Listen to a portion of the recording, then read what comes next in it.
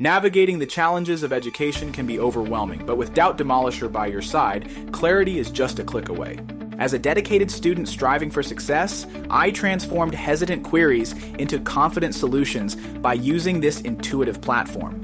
Dive into a comprehensive library of insights curated to conquer your toughest academic doubts. Why settle for uncertainty when clarity is within reach? Start your journey to academic prowess today with Doubt Demolisher and watch your potential evolve. Ready to elevate your learning experience? Join now and embrace the power of clear understanding.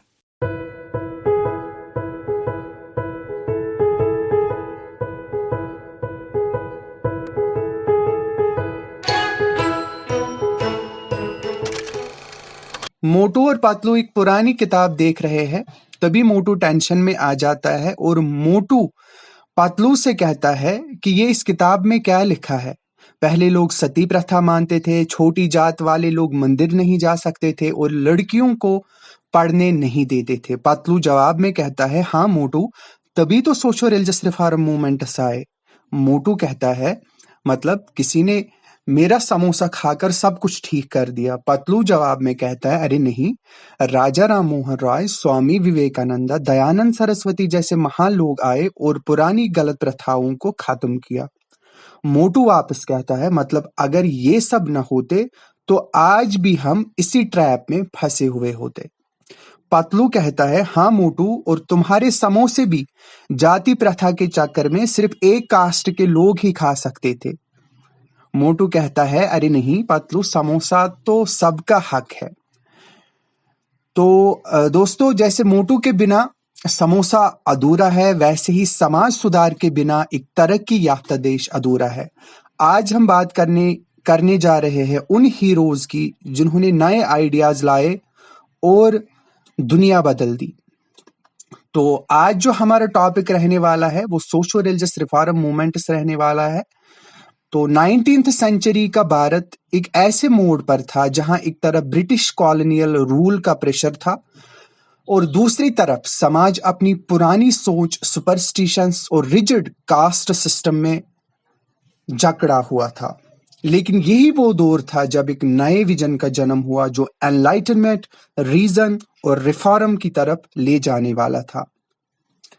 अगर समाज एक पुरानी घंटी जैसा था जो सिर्फ एक ही ढंग से बजती थी, तो रिफॉर्म मूवमेंट उस घंटी के नए सुर थे जो नए आइडियाज और नए तरीके लेकर आए। तो ये सब सोशल रिलीजियस रिफॉर्म मूवमेंट जो थे, इनका फोकस क्या था, ये क्यों आए, क्यों इमर्ज हुए, तो इसके बारे में आज हम चर्चा करेंगे। ये जो सोशल रिलीजियस रिफॉर्म मूवमेंट्स उठे, ये जो है समाज और धर्म दोनों को सुधारने की कोशिश कर रहे थे 19वीं सदी में। सुपरस्टिशंस और ऑर्थोडॉक्सी का खात्मा करने आए, साइंटिफिक और रैशनल सोच को बढ़ावा देने के लिए इमर्ज हुए, औरतों की पोजीशन को सुधारने के लिए इन्होंने काम किया, कास्ट सिस्टम के अगेंस्ट आवाज उठाई और एजुकेशन और मॉडर्न थॉट को प्रमोट इन रिफॉर्म मूवमेंट्स ने किया। अब यहाँ पे सवाल पैदा होता है, ये जो इतनी सारी रिफॉर्म मूवमेंट्स 19वीं सदी में उठी, इनके पीछे क्या कारण बने जिनकी वजह से ये उठे, ये इमर्ज हुए। तो उन रीजंस, उन फैक्टर्स को हम चर्चा में लेते हैं। Now we are going to discuss about the factors which give rise to reform movements, factors giving rise to desire for reform. We are going to explore those reasons. The first reason is British rule का impact. British rule के impact की वजह से reform movements emerge हुई। कैसे? British का rule जो था वो सिर्फ एक पॉलिटिकल डोमिनेशन नहीं था, बल्कि इसका एक कल्चरल और आइडियोलॉजिकल इम्पैक्ट भी था। पहली बार इंडियंस ने अपने समाज को एक आउटसाइडर के नजरिए से देखा। जहां यूरोप साइंटिफिक थॉट, इंडस्ट्रियलाइजेशन और एनलाइटनमेंट से गुजर रहा था, वहां इंडिया एक रिजिड और स्टैग्नेंट समाज के रूप में नजर आ रहा था। Reform is not luxury, it is a necessity. दूसरा इंपैक्ट, सोशल कंडीशंस। समाज की जो हालत थी वो ऐसी हुई थी जहां पे नीड, जहां पे जरूरत पड़ी इन रिफॉर्म मूवमेंट्स की, क्योंकि समाज में बहुत सारी ऐसी प्रथाएं फैली थी, इमर्ज हुई थी, लार्ज स्केल पे प्रैक्टिस हो रही थी, जिनकी वजह से हर तरफ जो है अंधेरा ही अंधेरा था। रिलीजियस और सोशल इल्स हर जगह हमें दिखाई दे रहे थे। हिंदुइज्म और बाकी रिलीजियस प्रैक्टिसेस, सुपरस्टिशन और जो बाकी विक्शस वेब जो है इस अंधकार की, उससे डोमिनेट हुआ था। पंडित लोगों के पास स्क्रिप्चुअल नॉलेज का मोनोपोली था और लोगों को सुपरस्टिशंस के जरिए कंट्रोल किया जाता था। एग्जाम्पल, कई जगह ये माना जाता था कि अगर किसी औरत का पति मर गया तो जरूरी उसने कोई पाप किया होगा। ये एक psychological as well as social operation का एग्जाम्पल था। अगर हम देखें तो सोसाइटी में क्या था, जो एक औरत की पोजीशन थी वो बहुत बदतर थी। 19th सेंचुरी इंडिया में औरतों की स्थिति बहुत बुरी थी। फीमेल इन्फेंटिसाइड कॉमन था। कॉमन मैरिज, चाइल्ड मैरिज वो जो थी वो एक नॉर्मल प्रैक्टिस थी। सती सिस्टम वाइड स्प्रेड था और कुलिनिज्म के अंडर जो है बूढ़े लोग छोटी लड़कियों से शादी कर रहे थे। राजा राम मोहन रॉय ने जब सती प्रथा के अगेंस्ट प्रोटेस्ट किया तो उनका जो खुद का फैमिली प्रेशर था कि वो चुप रहे, लेकिन उन्होंने सोशल प्रेशर से लड़कर इसको एबॉलिश करवाने में मदद की। और समाज में क्या था, कास्ट सिस्टम की प्रॉब्लम थी। मैं आपको बोल रहा हूं कि समाज की कंडीशन कैसी थी। मैंने आपको बोला रिलीजियस और सोशल इल्स थे। जो औरत थी उसकी पोजीशन बहुत डेटोरेटेड थी। कास्ट सिस्टम बहुत ज्यादा रिजिड था समाज में। सबसे बड़ा सोशल डिवाइड था। कास्ट सिस्टम सिर्फ एक हायरार्की नहीं थी बल्कि एक सोशल प्रिजन थी। अनटचेबिलिटी ने एक बड़े सेक्शन को समाज से बाहर कर दिया था। इसे नेशनल यूनिटी और डेमोक्रेसी दोनों सफर कर रही थी। डॉक्टर बी आर अम्बेडकर ने अपने बचपन में देखा था कि उनको स्कूल में पानी तक नहीं पीने दिया जाता था क्योंकि वो अछूत समझे जाते थे। ये कास्ट बेस्ड डिस्क्रिमिनेशन का एक एग्जाम्पल है और ऐसे ही पता नहीं कितने लाखों एग्जाम्पल समाज में थे। एक तरफ लोग वेस्टर्न एजुकेशन और मॉडर्न थॉट से इन्फ्लुएंस हो रहे थे और दूसरी तरफ एक ग्रुप ऐसा भी था जो ट्रेडिशनल इंस्टीट्यूशंस को रीएनफोर्स करना चाहता था। तो ये एक आइडियोलॉजिकल बैटल थी जो 19th सेंचुरी के समय चल रही थी। जब ब्रिटिश ने इंडियंस को डिफीट किया तो कई लोगों को लगा कि इसकी वजह से सिर्फ मिलिट्री स्ट्रेंथ नहीं बल्कि सोशल वीकनेस भी थी। इस वजह से एक नए थॉट प्रोसेस का जन्म हुआ जो सोशल और रिलीजियस रिफॉर्म्स की तरफ ले गए। एक एक्सट्रीम रिएक्शन ये था कि कुछ बंगाली यूथ ने हिंदुइज्म की पूरी तरह से जो है हिंदुइज्म को पूरी तरफ से त्याग कर दिया और डेलिबरेटली उन्होंने बीफ खाना, अल्कोहल कंज्यूम करना शुरू कर दिया सिर्फ ब्रिटिश कल्चर को अडॉप्ट करने के लिए। दूसरा रिएक्शन ये था कि सोशल रिफॉर्म्स ने ये जाना कि समाज को सुधारना जरूरी है ताकि हम खुद को और भारत को स्ट्रांग बना सके। तो 19th सेंचुरी का सोशल रिलीजियस रिफॉर्म मूवमेंट सिर्फ एक रिफॉर्म मूवमेंट नहीं था बल्कि एक सोशल रेवोल्यूशन था। इसने नए इंडिया का रास्ता बनाया जहां साइंटिफिक और रैशनल थिंकिंग का विकास हुआ। कास्ट सिस्टम के अगेंस्ट स्ट्रगल्स ने सोशल जस्टिस के लिए जागरूकता बनाई। वुमेन एम्पावरमेंट और एजुकेशन को प्रमोट किया गया। The society that does not reform itself remain stagnant forever.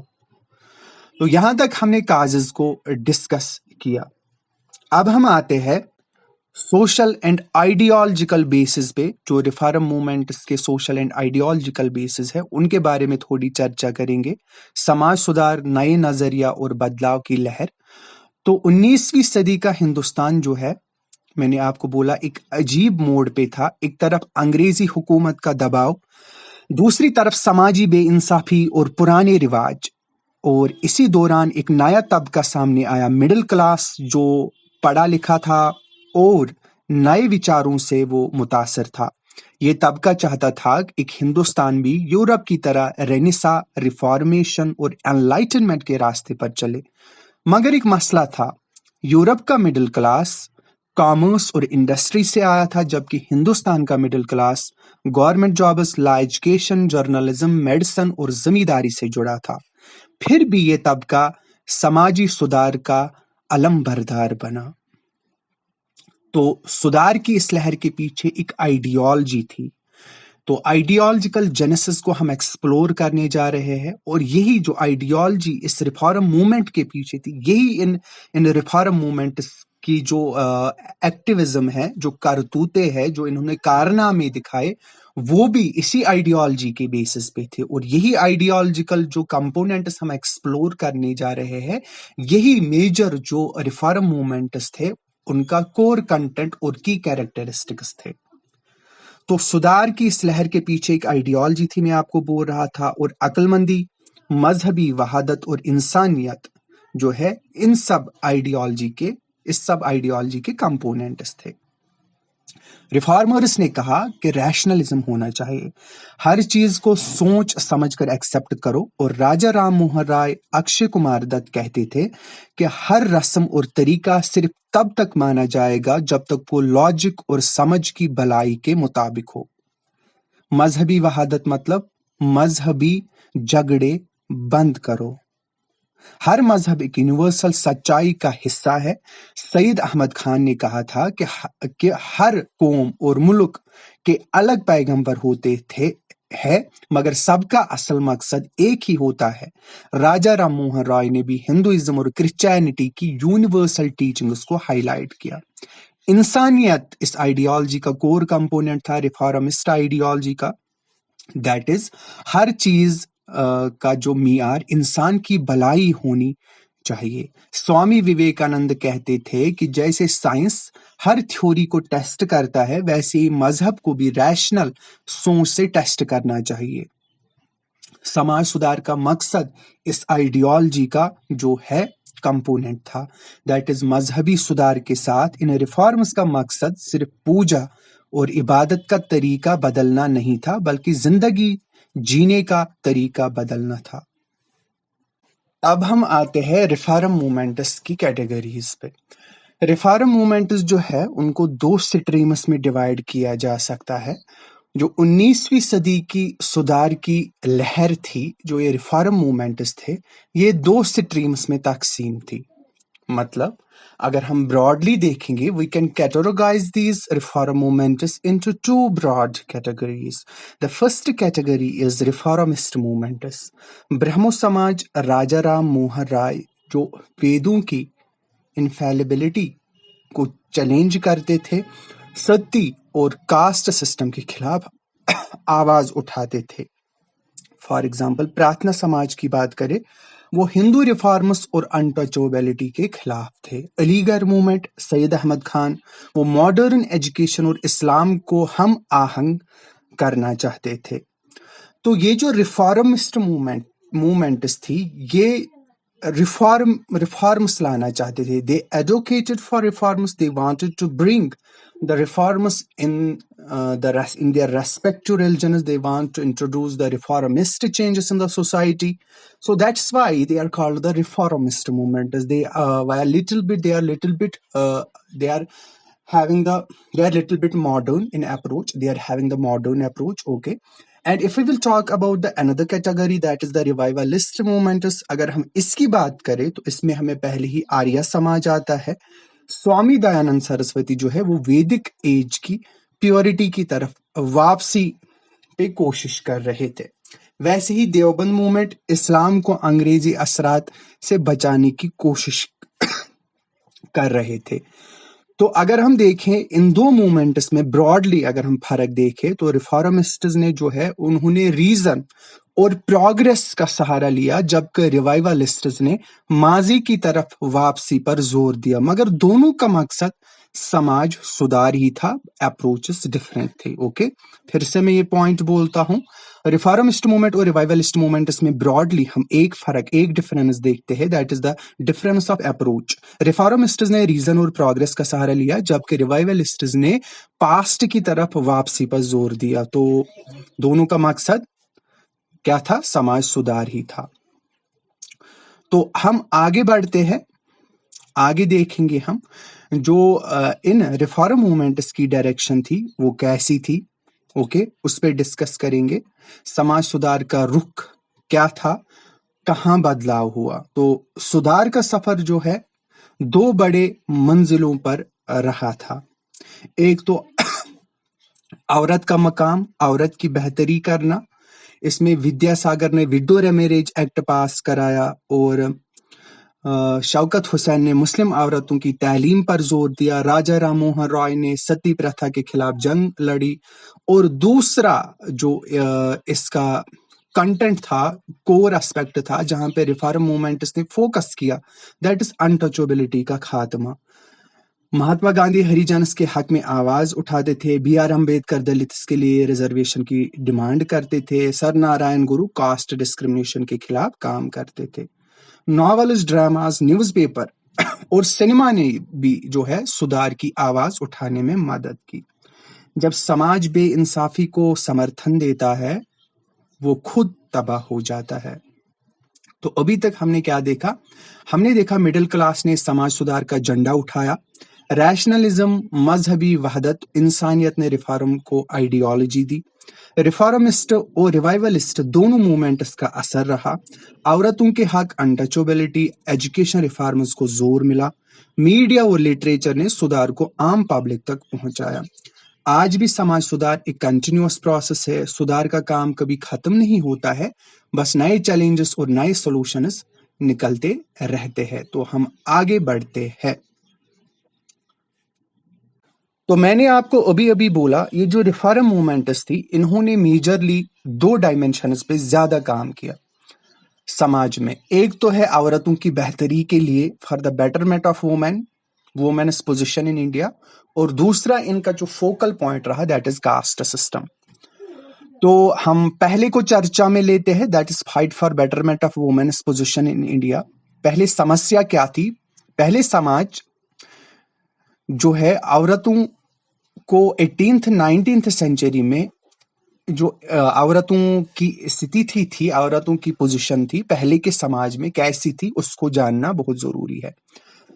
तो पहले समझ ले कि औरतों की पोजीशन क्या थी 18th 19th सेंचुरी के इंडिया में।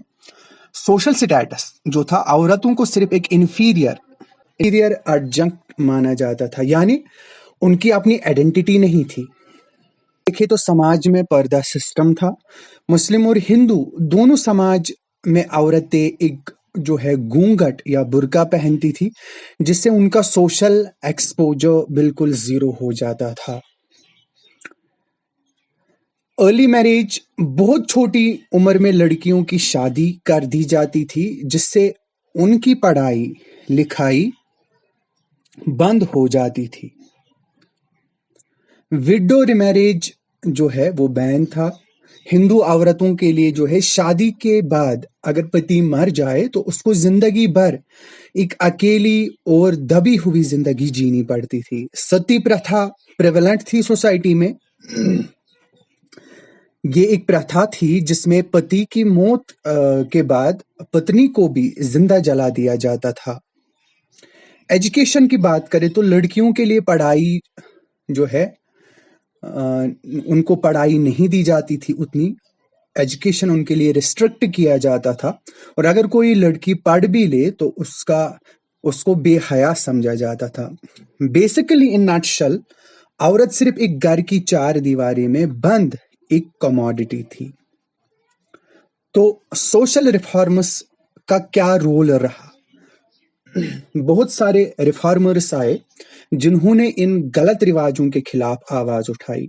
राजा राम मोहन रॉय की बात करें तो सती प्रथा के खिलाफ इन्होंने जंग लड़ी। राजा राम मोहन रॉय ने सबसे पहले इस प्रैक्टिस को खत्म कराने की मांग की, और फाइनली 1829 में ब्रिटिश गवर्नमेंट में रेगुलेशन 17 पास किया, जो सती को कल्पेबल होमिसाइड यानी मर्डर डिक्लेयर करता है। एक सोचने वाली बात है, जब सती प्रथा बंद हो रही थी तब भी समाज में लोग कह रहे थे कि ये हमारी ट्रेडिशन है। मतलब ट्रेडिशन चाहे कितनी भी खतरनाक हो, लोग उसको सिर्फ इसलिए छोड़ना नहीं चाहते क्योंकि वो पुरानी है। फिर उसके बाद ईश्वर चंद्र विद्यासागर ने भी बहुत बड़ा रोल प्ले किया in order to ensure the rights and dignity of women। उन्होंने क्या किया ये बंदा जो है पूरे संस्कृत टेक्स्ट्स पढ़ के ये प्रूव करने लगा कि हिंदू धर्म भी विडो रिमैरिज अलो करता है। 1856 में हिंदू विडो रिमैरिज एक्ट पास हुआ, जो विडोज को फिर से शादी करने का हक देता है इनकी कोशिशों की वजह से। विद्यासागर खुद एक विडो से शादी करने के लिए तैयार था, लेकिन समाज ने उसे एक्सेप्ट नहीं किया। मतलब थ्योरी में सबको अच्छा लगता है, पर जब प्रैक्टिस की बात आए तो समाज वैसे ही पुराना बना रहता है। उसके बाद और एक जो चैंपियन अगर हम देखेंगे, जो वुमेन के राइट्स का चैंपियन था, बीएम मलाबारी। 1891 में एज ऑफ कंसेंट पास हुआ इनकी कोशिशों से, जो लड़कियों की शादी की मिनिमम उम्र 12 साल फिक्स करता था। 1929 में शारदा एक्ट ने इस उम्र को 14 साल तक बढ़ाया और 1978 ये एज और बढ़कर लड़कियों के लिए 18 साल और लड़कों के लिए 21 साल कर दी गई। आज भी रूरल एरियाज में चाइल्ड मैरिज होती है। सोचने की बात यह है कि क्या हम वाकई मॉडर्न बने हैं? तो वुमेन्स एजुकेशन में जो मोमेंट्स का रोल रहा वो भी काफी अच्छा रहा। पहली किताब, पहला स्कूल, क्रिश्चियन मिशनरीज का कंट्रीब्यूशन इस डायमेंशन में रहा। 1819 में कलकत्ता फीमेल जुवेनाइल सोसाइटी बनी। ये पहला सेटअप था लड़कियों की पढ़ाई की तरफ। और 1849 में बेंथन स्कूल बना, जो सिर्फ लड़कियों के लिए था। इंडियन रिफॉर्मर्स का रोल जो रहा वो ये रहा एजुकेशन में कि ईश्वर चंद्र विद्यासागर ने 35 गर्ल्स स्कूल्स खोले। डी के कावे ने 1916 में इंडियन वुमेन्स यूनिवर्सिटी बनाई। लेडी हार्डिनेज मेडिकल कॉलेज दिल्ली 1916 में पढ़ा। औरतों के लिए मेडिकल एजुकेशन का एक बड़ा स्टेप था। और आज भी इंडिया में female literacy rate mail literacy rate से कम है। ये सिर्फ एक पास्ट की कहानी नहीं है, आज भी हमारे सामने एक चैलेंज है। जैसे जैसे देश की आजादी का आंदोलन तेज हुआ, वैसे वैसे औरतों का पार्टिसिपेशन भी बढ़ता गया। स्वदेशी मूवमेंट में 1905-1911 पहली बार औरतों ने एक्टिवली ब्रिटिश गुड्स को बाइकआउट किया। फिर home rule movement 1916 to 18 women के लिए पॉलिटिकल एक्सपोजर का एक नया चैप्टर शुरू हुआ इसकी वजह से। फिर अगर हम नॉन कोऑपरेशन मूवमेंट को देखें तो सरोजनी नायडू जैसे लीडर सामने आए जो लाठियां खाने से भी नहीं डरी। फिर क्वाइट इंडिया मूवमेंट 1942 में, जहां हमें अरुणा आसफ अली ने ब्रिटिश के खिलाफ एक रेवोल्यूशनरी स्टांस लिया। तो क्या आज की वुमेन भी वैसे ही स्ट्रॉन्ग स्टैंड ले रही है जैसे फ्रीडम स्ट्रगल के टाइम पे ले रही थी, या फिर आज भी समाज के कुछ रिवाज उन्हें दबाए बैठा है? तो उसके बाद धीरे धीरे अगर हम फिर इंडिपेंडेंट इंडिया में देखें तो इंडिया के आज़ाद होने के बाद जो है वुमेन राइट्स के लिए कुछ इंपॉर्टेंट लेजिस्लेशंस भी की गई। हिंदू सक्सेशन एक्ट 1956 किया गया। औरतों को प्रॉपर्टी में इक्वल शेयर मिला। Dowry prohibition act 1961। दहेज क्राइम बना दिया गया। Domestic violence act 2005। औरतों को घर के अंदर वायलेंस से प्रोटेक्शन मिली। क्या ये लाज काफी है? नहीं। जब तक समाज की सोच नहीं बदलेगी तब तक सिर्फ कानून बनाने से कुछ नहीं होगा। तो कुछ समरी लेते हैं। तो मैंने आपको बोला पहले औरतों की पोजीशन इंफीरियर थी, ऑप्रेसर थी और घर की चीज जैसे ट्रीट किया जाता था। सती प्रथा का खात्मा हुआ। राजा राम मोहन राय का बड़ा कंट्रीब्यूशन रहा। विडो रिमैरिज ईश्वर चंद्र विद्यासागर ने एफोर्ट्स किए। चाइल्ड मैरिज की बात करें, इसमें कंट्रीब्यूशन रहा है बीएम मलाबारी के एफोर्ट्स, उसकी वजह से लाज आए। एजुकेशन की बात करें तो क्रिश्चियन मिशनरीज और इंडियन रिफॉर्मर्स ने दोनों मिलकर वुमेन एजुकेशन के लिए काम किया। फ्रीडम स्ट्रगल में जो है हमें वुमेन की एक्टिव पार्टिसिपेशन देखने को मिली। और आज की कंडीशन ये है, कानून है मगर समाज की कुछ सोच आज भी पुरानी ही है। तो ये था रिफॉर्म मूवमेंट से आज तक की कहानी। एक बार किसी ने पूछा शादी के बाद लड़कियों की लाइफ कैसे बदलती है। बचपन से हिस्ट्री पढ़ रही थी, अब खुद हिस्ट्री बन गई। मतलब आज भी इंडिया में लड़कियों की शादी सिर्फ एक पर्सनल डिसीजन नहीं बल्कि एक सोशल ट्रांसफॉर्मेशन होता है। समाज तभी बदलेगा जब हम लॉज को सिर्फ किताब में नहीं अपनी जिंदगी में भी इम्प्लीमेंट करेंगे। तो बहरहाल हम आगे बढ़ते हैं। मैंने आपको बोला कि कैसे रिफॉर्मर्स ने जो वुमेन के राइट्स के लिए काम किया और किस किस रिफॉर्मिस्ट ने क्या रोल प्ले किया। बाकी भी बहुत सारे रिफॉर्मिस्ट्स हैं जिन्होंने अच्छा रोल प्ले किया। बहरहाल हम दूसरे डायमेंशन पे आते हैं, कास्ट पे। तो कास्ट बेस्ड एक्सप्लॉयटेशन भी थी समाज में। कास्ट सिस्टम की जो है जड़ें थी। सबसे पहले कास्ट सिस्टम का असल मसला जो है वो समझना जरूरी है। तो वैदिक पीरियड में जो कास्ट सिस्टम था, ब्राह्मण सुकालर्स, क्षत्रिय वैरियर्स, वैश्यास ट्रेडर्स, शूद्रास लेबर्स जो थे, ये जो है ये सिंपल सिस्टम जो था ये धीरे धीरे सब कास्ट्स और अनटचेबिलिटी की तरफ बढ़ गया। हर इंसान की जिंदगी उसकी जन्म से ही तय हो जाती थी। क्या काम करेगा, किससे शादी करेगा, कहाँ रहेगा, क्या खाएगा, सब कुछ कास्ट के बेस पर था। एक दलित का पानी किसी अपर कास्ट आदमी के हाथ लग जाए तो वो पानी इम्प्योर हो जाता था। इमेजिन कीजिए, पानी जो खुद ट्रांसपेरेंट है लेकिन इंसानी दिमाग की सोच उसको इम्प्योर बना देती है। तो अब ब्रिटिश लोग आए और उनके सिस्टम ने जो है कास्ट स्ट्रक्चर को हिलाया। लेकिन आयरनी ये है कि उनका इरादा कास्ट सिस्टम खत्म करना नहीं था।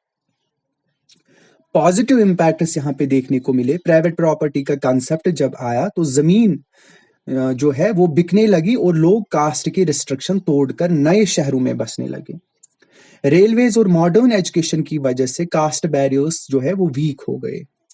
ब्रिटिश रूल ने इक्वालिटी बिफोर लॉ का कंसेप्ट इंट्रोड्यूस किया, पर यह सिर्फ किताबों में था। असली दुनिया में कास्ट बेस्ड डिस्क्रिमिनेशन फिर भी चलता रहा।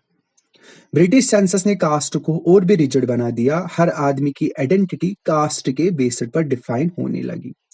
उसके बाद सोशल रिफॉर्म मूवमेंट, इसका क्या रोल रहा इसके बारे में, तो कास्ट सिस्टम के खिलाफ जो है सबसे पहले आवाज उन लोगों ने उठाई जो समाज के इंटेलेक्चुअल थे, जैसे ब्रह्मो समाज, आर्य समाज, रामकृष्ण मिशन और प्रार्थना समाज। आर्य समाज जो है ये कहना चाह रहा था कि असली हिंदू धर्म में जो है कास्ट बेस्ड सिस्टम जो है वो मेरिट पे था, बर्थ पे नहीं था। रामकृष्ण मिशन ने कहा कि स्पिरिचुअल अपलिफ्टमेंट होनी चाहिए, लेकिन कास्ट के अगेंस्ट इन्होंने ओपनली बात नहीं की। फिर अगर हम थियोसफिकल सोसाइटी के बारे में देखें तो ये लोग हिंदू और बुद्धिस्ट टेक्स्ट्स को प्रमोट कर रहे थे, लेकिन कास्ट एक्सप्लॉयटेशन की ओपनली अपोजिशन इन्होंने नहीं की। उसके बाद रियल फाइटर्स आए जिनमें दम था कि कास्ट सिस्टम के सामने वो खड़े हो जाए। उसमें पहला नाम आता है ज्योतिबाई फुले का। महाराष्ट्र का माली था, तो इन्होंने लवर कास्ट एजुकेशन को प्रमोट किया और एक पावरफुल स्लोगन दिया, ज्ञान ही एकमात्र शक्ति है। एवी रामास्वामी जो है वो साउथ इंडिया से है। उन्होंने सेल्फ रेस्पेक्ट मूवमेंट शुरू किया और ये तक कह दिया, no religion, no caste, no god for mankind. Shri Narayana Guru जो केरला से थे, इन्होंने और एक पावरफुल स्लोगन दिया, one caste, one religion, one god for mankind. तो जब इंडियन नेशनल मूवमेंट स्टार्ट हुआ तो कास्ट एक्सप्लॉयटेशन का मुद्दा और स्ट्रांग हो गया। गांधी जी ने हरिजन मूवमेंट चलाया। उनका मानना था कि अनटचेबिलिटी को सपोर्ट नहीं करना चाहे। उन्होंने हरिजन संघ बनाया और अनटचेबल्स को एम्पावरमेंट देने की कोशिश की। अंबेडकर वर्सेस गांधी की टसल हमें फिर देखने को मिलती है। यहाँ एक बड़ा डिबेट था। अंबेडकर कास्ट सिस्टम को जड़ से उखाड़ना चाहते थे, जबकि गांधी ग्रेजुअल चेंज चाहते थे। और उसके बाद हमें महद सत्याग्रह 1927 में देखने को मिलता है। अंबेडकर ने 2500 दलित लोगों के साथ एक पब्लिक टैंक का पानी पिया जो उनके लिए बैनर था। फिर मानुस्मृति को जला दिया। ये एक सिंबलिक प्रोटेस्ट थी हिंदू स्क्रिप्चर्स के अगेंस्ट जो कास्ट बेस्ड डिस्क्रिमिनेशन को जस्टिफाई करते थे। और फिर हमें आगे 1932 में जो है पूना पैक्ट मिलता है, जहां गांधी ने फास्ट रखा। वो हम देखेंगे भी आगे। तो अंबेडकर सेपरेट इलेक्शन की जो है सेपरेट जो राइट्स है उनकी बात कर रहे थे, तो उनको फिर वो डिमांड वापस लेने लगी। बहरहाल अंबेडकर ने कॉम्प्रोमाइज किया, लेकिन दिल से कभी इस डिसीजन से खुश नहीं थे।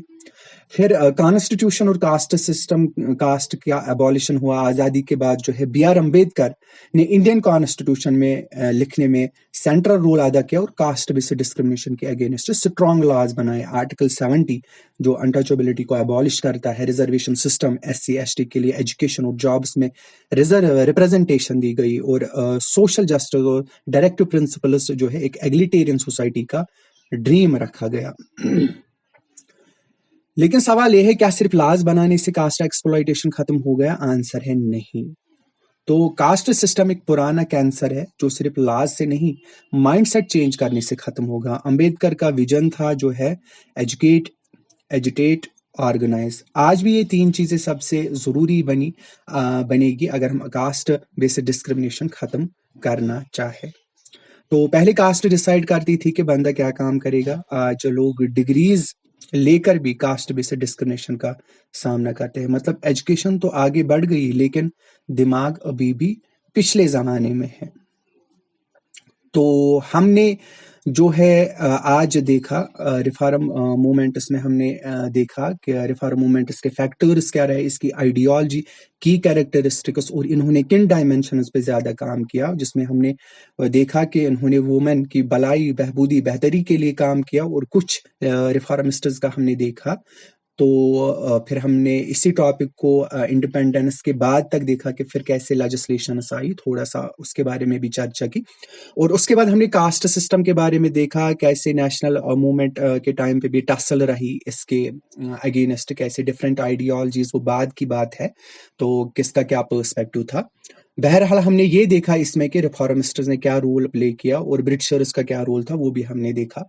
तो आज के लेक्चर में इतना ही। तो नेक्स्ट लेक्चर में हम इन रिफॉर्मिस्ट मूवमेंट को एक एक करके देखेंगे और इनका रोल और इनकी ऑर्गेनाइजेशन, इनका इम्पैक्ट, इनकी एक्टिविटीज क्या रही रिफॉर्म्स लाने में, तो वो हम आगे देखेंगे। तो आज के टॉपिक में, लेक्चर में इतना ही। Thanks, good luck.